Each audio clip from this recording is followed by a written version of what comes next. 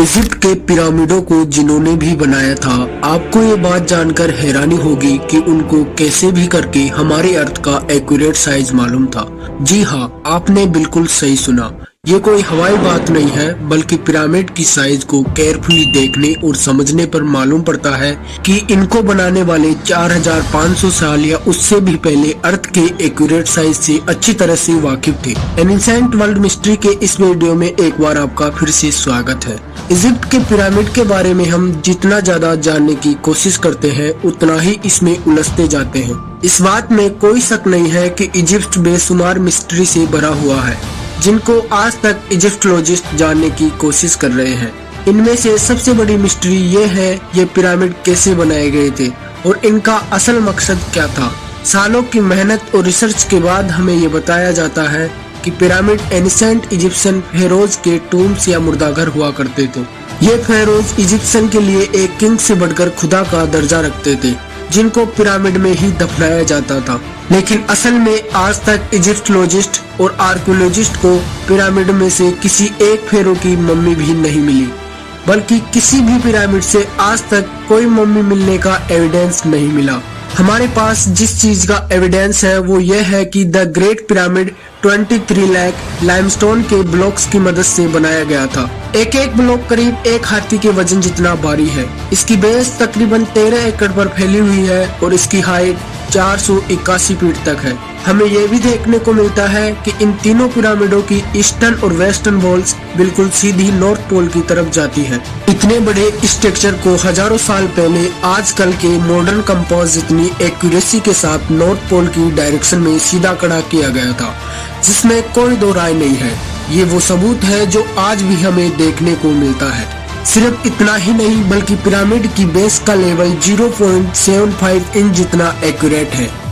आम में से जो व्यक्ति इंजीनियर है, उनको अच्छी तरह से मालूम होगा कि 3 एकड़ जितने एरिया का इतना एक्यूरेट लेवल आजकल के मॉडर्न लेजर लेविंग सिस्टम के जरिए ही हासिल किया जा सकता है। हालांकि हमारे पास इस चीज का भी एविडेंस है कि पिरामिड की चारों साइड वॉल्स, जिनको 5 टन वजनी स्टोन ब्लॉक्स रखकर एक खास एंगल में खड़ा किया गया था, इन चारों की लंबाई एग्जैक्टली 230 मीटर है। अगर इन चारों में कोई डिफरेंस है तो वो 2 इंच से ज्यादा नहीं है, यानी ये वॉल्स एक दूसरे के मुकाबले में 99.98% एक्यूरेट है। बात अभी तक यहाँ खत्म नहीं हुई है। जिन लोगों ने भी द ग्रेट पिरामिड बनाया था, उनको हजारों साल पहले भी अर्थ की साइज का अच्छी तरह से फिल्म था। जी हाँ, ये पॉइंट गौर से सुनिए। जैसे कि आपको मालूम है कि सर्दियों में दिन छोटे और रातें बड़ी हो जाती है, इसका बिल्कुल ही उल्टा गर्मियों में पाया जाता है, जिसमें रातें छोटी तो दिन बड़े हो जाते हैं। लेकिन साल में सिर्फ 2 ही दिन ऐसे होते हैं जिसमें रात और दिन दोनों एक जितने ही होते हैं। एक होता है 21 मार्च और दूसरा दिन होता है 22 सितंबर। इन दोनों दिनों में सूरज इक्वेटर के बिल्कुल सेंटर में होता है, जैसा कि आप इस फोटो में देख भी सकते हैं। बाय द वे, इस मोमेंट को, इस घड़ी को सोलर इक्विनोक्स कहा जाता है। इसका मतलब ये हुआ कि इन दोनों डेट्स में 12 घंटे का दिन और 12 घंटे की रात होती है। 12 घंटे को अगर सेकंड्स में कन्वर्ट किया जाए तो ये 43,020 सेकंड्स बनते हैं। अगर 43,020 को द ग्रेट पिरामिड की हाइट से मल्टीप्लाई किया जाए तो इसका जवाब आता है 6,333 किलोमीटर्स। ये उतनी ही लंबाई है जितनी अर्थ के पोलर रेडिएशन की है। अगर परसेंटेज में देखा जाए तो पिरामिड बनाने वालों की कैलकुलेशन 99.63% एक्यूरेट है। अब आप सोच रहे होंगे कि ये कोई कोइंसिडेंस है, कोई इत्तेफाक है, लेकिन पिरामिड की बेस का पैरामीटर जो कि 0.921 किलोमीटर है, उसको अगर 43,200 से मल्टीप्लाई किया जाए तो जवाब आता है 39,804 किलोमीटर्स। आपको ये बात जानकर हैरानी होगी, ये सरकमफ्रेंस ऑफ अर्थ यानी अर्थ के पूरे गोले के चक्कर के मुकाबले में 99.34% एक्यूरेट है। कोइंसिडेंस तो सिर्फ एक बार होता है, लेकिन 99% से भी ज्यादा एक्यूरेट रिजल्ट वो भी 2 बार आना हमें एक गहरी सोच में डाल देता है। कई लोगों का अभी भी मानना है कि ये एक महज इत्तेफाक है, लेकिन जैसा कि अभी हमने जाना कि 43,200 जिसका ताल्लुक सोलर इक्विनोक्स से है, ये एक और जगह पर भी अपना सबूत दे रहा है। नॉर्मली देखने पर पिरामिड की 4 साइड नजर आती है, लेकिन असल में ये 4 नहीं बल्कि 8 है। जी हाँ, ये ऑटो साइड सिर्फ सोलर इक्विनोक्स वाले दिन ही ऊपर से देखने पर नजर आती है। ये डिस्कवरी पहली बार 1940 में एक ब्रिटिश एयरफोर्स पायलट ने की थी, जब वो पिरामिड के ऊपर से गुजर रहा था। अब सवाल ये खड़ा होता है कि हजारों साल पहले पिरामिड बनाने वालों को अर्थ का पोलर रेडियस और इक्वेटर का सरकमफ्रेंस मालूम पड़ा, तो आखिर कैसे? इजिप्ट के पिरामिड हमारी सोच से भी ज्यादा कॉम्प्लिकेटेड है। ये तमाम फैक्ट्स जानकर यकीन करना मुश्किल हो जाता है कि इनको 4,500 साल पहले एक कदीम दौर में बनाया गया था। क्या उनके पास कोई जादुई ताकत थी, या फिर वाकई में किसी और ने उनकी मदद की थी, या फिर इनको इजिप्शियंस ने बनाया ही नहीं था? ग्राम हैंकॉक फिंगरप्रिंट ऑफ गॉड्स के ऑथर है। इन्होंने पिरामिड को रोयन कॉन्स्टेलेशन के 3 स्टार के साथ लिंक करने की थ्योरी दी थी। इस थ्योरी के मुताबिक गीजा पिरामिड की पोजीशन रोयन कॉन्स्टेलेशन के 3 स्टार से एग्जैक्टली मैच करती थी।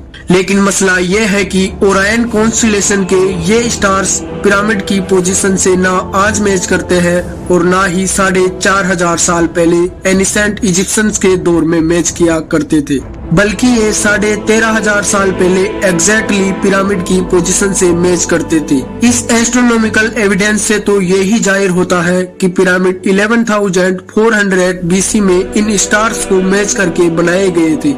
लेकिन उस वक्त एनिसेंट इजिप्शियन सिविलाइजेशन के होने का कोई एविडेंस नहीं मिलता है। अगर आपको लगता है कि ये एस्ट्रोनॉमिकल एविडेंस कमजोर है, तो फिर इस फिजिकल एविडेंस के बारे में आपका क्या ख्याल है? बोस्टन यूनिवर्सिटी से ताल्लुक रखने वाले प्रोफेसर रॉबर्ट स्कूज का कहना है कि गीजा प्लेटो जो आज एक ड्राई जगह है, ये फेरोज के टाइम भी ऐसे ही ड्राई होती थी।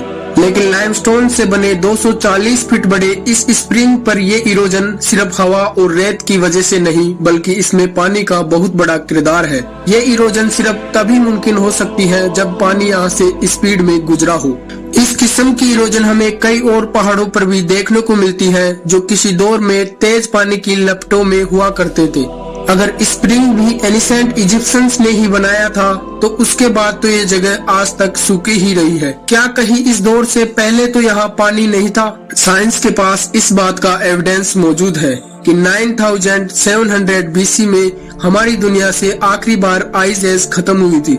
ग्लेशियर पिघलकर पानी बन गए थे और समुद्र का लेवल 500 फीट बढ़ गया था। इस इवेंट के दौरान अच्छा खासा पानी इस जगह से भी गुजरा था जहां आज ये स्प्रिंग मौजूद है। पिरामिड का अर्थ की साइज और इकोनॉस के साथ कनेक्शन, इनका टू नॉर्थ को फेस करना, लेजर लेवलिंग जितनी एक्यूरेसी के साथ इसकी बेस का लेवल होना, यहाँ मम्मीज का ना मिलना और पिरामिड की वॉल का 99.98% एक्यूरेट होना, ये सब चीजें हमें इशारा देती है कि शायद इनको इजिप्शियंस ने नहीं, बल्कि किसी ऐसी सिविलाइजेशन ने बनाया था जो पास्ट में काफी एडवांस थी। ये भी हो सकता है कि इजिप्शियंस को ये पिरामिड बने बनाए ही मिले थे और उन्होंने इनको टेक ओवर करके अपने रिलीजन के लिए इस्तेमाल करना शुरू कर दिया। दोस्तों, आपको क्या लगता है ये पिरामिड किसने बनाए थे? अपनी राय कमेंट सेक्शन में जरूर बताइएगा।